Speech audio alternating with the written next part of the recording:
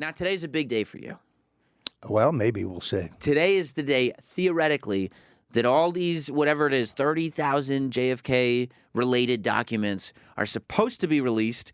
The law was passed 25 years ago today by Bush, right? That signed by Bush, yes. I think reluctantly. See, the JFK movie by Oliver Stone caused a great public interest to return to the assassination. It was on the as a reaction to that the Congress passed the 1992 JFK Records Release Act. And the first tranche of documents that thank you very much, that they released was very interesting. We found out a lot of things that we didn't know. What was the stuff in that first tranche? For example, we have a memo from J. Edgar Hoover, the head of the FBI, to President Lyndon Johnson that says, Mr. President, we have learned that the KGB has conducted their own independent investigation into John Kennedy's murder, and they have concluded, Mr. President, that you were the ringleader. We have a letter from French intelligence to Jacqueline Kennedy. It was a response, obviously, to a request from her. They said that they have done their own investigation. They published it as a book called Farewell to Arms, and they concluded that Lyndon Johnson was the ringleader. There's a memo from J. Edgar Hoover to the head of the FBI in Dallas, instructing him to brief George Bush of the CIA about the activities of anti-Castro Cubans in the Dallas area. The problem with that was George Bush said under oath he wasn't working for the CIA in 1963. So a bunch of little interesting things. Right.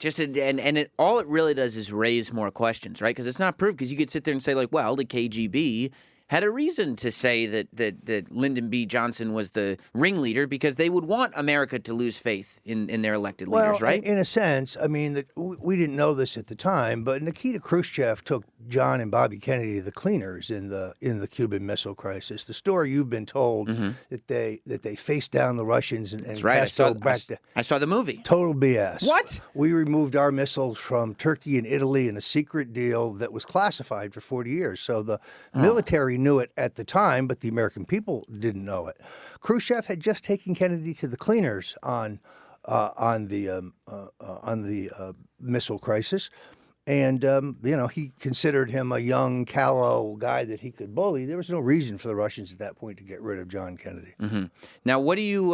But there would be a reason for the Russians to simply come out. I'm not saying that the Russians were responsible. There would be a reason for the Russians to just come out with a report that made it so that people questioned American leadership, but right? It wasn't a public report. This was a. I see. Okay. This was an intelligence document. Now, there's an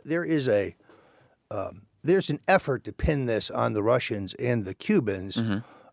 Johnson says it several times, but I think he has a motive in that.